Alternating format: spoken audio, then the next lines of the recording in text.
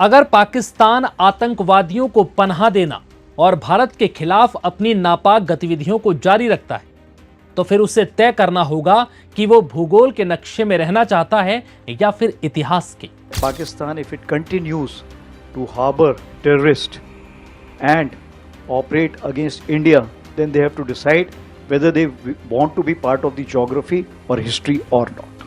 ये बयान भारतीय आर्मी चीफ उपेंद्र द्विवेदी ने उस वक्त दिया जब सेना संवाद कार्यक्रम में उनसे पूछा गया कि अगर एक बार फिर वैसी ही परिस्थिति बनती है जैसी ऑपरेशन सिंदूर के वक्त बनी थी तो इस बार सेना की प्रतिक्रिया कितनी सख्त होगी।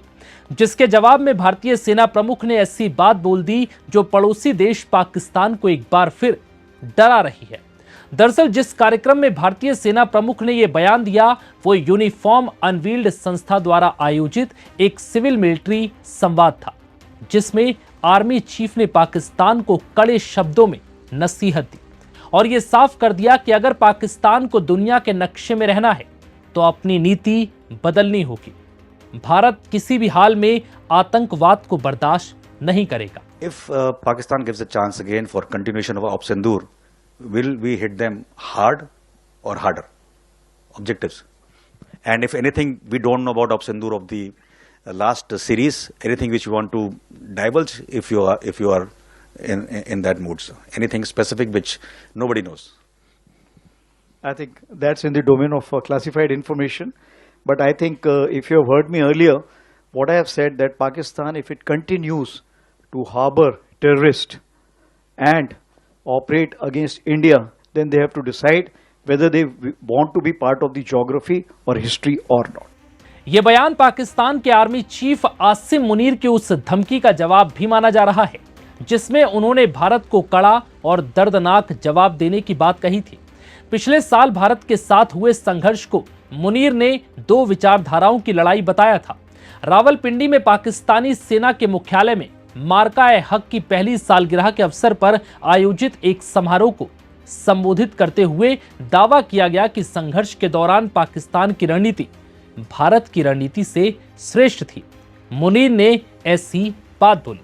इतना ही नहीं, आसिम मुनीर ने यह तक कहा कि हमारे दुश्मनों को यह जान लेना चाहिए कि अगर भविष्य में पाकिस्तान के खिलाफ किसी भी तरह की हिमाकत की तो इस बार युद्ध के नतीजे सीमित नहीं होंगे बल्कि बेहद व्यापक, खतरनाक, दूरगामी और दर्दनाक होंगे।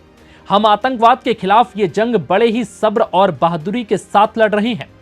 मुनीर ने आतंकवाद को लेकर यह बात कही जिनका खुद का देश आतंकवाद का सबसे बड़ा पनाहगार है, जहां दुनिया के सबसे ज्यादा आतंकी मौजूद है जो दुनिया भर में दहशत फैलाते हैं।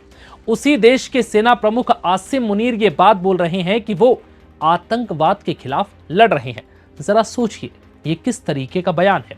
इसी दौरान मुनीर ये भी कहते हैं कि इंशाअल्लाह भारत को कड़ा और दर्दनाक जवाब देंगे और पाकिस्तानी सरकार जल्द ही आतंकवाद के खिलाफ जारी इस जंग को कामयाबी के साथ खत्म करेगी। कुल मिलाकर कहें तो मुंगेरी लाल के हसीन सपने देख रहे हैं मुनीर साहब, जो होने वाला नहीं है। बता दें कि पिछले साल पहलगाम में हुए आतंकी हमले के जवाब में भारत ने ऑपरेशन सिंदूर चलाया था, जब कुछ आतंकवादियों ने हंसते खेलते परिवार और बाहर से घूमने आए पर्यटकों को जान से मार दिया था। इस दौरान आतंकवादियों ने सिर्फ आदमियों को निशाना बनाया और उनकी बीवियों और माओं के सामने उनकी बेरहमी से हत्या कर दी, जिसके जवाब में भारतीय सेना ने ऑपरेशन सिंदूर चलाया था। अब जनरल उपेंद्र द्विवेदी का यह बयान घटना के एक साल बाद आया। उन्होंने साफ कहा कि पाकिस्तान को फैसला करना होगा कि उसे शांति और विकास का रास्ता चुनना है या फिर आतंकवाद का समर्थन जारी रखना है। सेना प्रमुख ने यहां यह भी साफ कर दिया कि भारत हमेशा से शांति चाहता है, लेकिन अगर पाकिस्तान आतंकवाद फैलाता रहा तो भारत उसके खिलाफ सख्त कार्रवाई से पीछे नहीं हटेगा। भारतीय सेना प्रमुख ने कहा कि अगर ऐसी स्थिति फिर बनी तो सेना पहले से भी बेहतर और तेजी से जवाब देगी, जो पाकिस्तान दशकों तक याद रखेगा। फिलहाल इस वीडियो में इतना ही। इजाजत दीजिए। नमस्कार।